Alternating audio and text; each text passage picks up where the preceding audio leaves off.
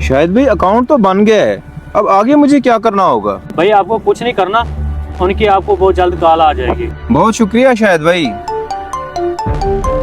मुझे लगता है उन्हीं की कॉल आ रही है। सुनो सुनो जल्दी करो। अस्सलाम वालेकुम, आप राशिद इकबाल बात कर रहे हैं? जी जी सर, राशिद ही बात कर रहा हूँ। मैं हरदम ऐप से बात कर रहा हूँ। आपको कितना कर्जा चाहिए? सर जी यही कोई 25-30 हज़ार रुपए चाहिए थे। जी ठीक है, आपकी दरखास्त हमें मौसूल हो चुकी है।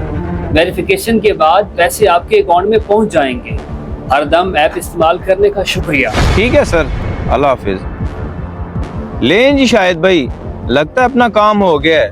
वो कह रहे हैं कि सुबह तक आपके अकाउंट में पैसे आ जाएंगे। बहुत मेहरबानी आपकी। अच्छा मुझे इजाज़त दें, टाइम काफ़ी हो गया है, मैंने सब्जी लेके जाना है। अल्लाह हाफिज।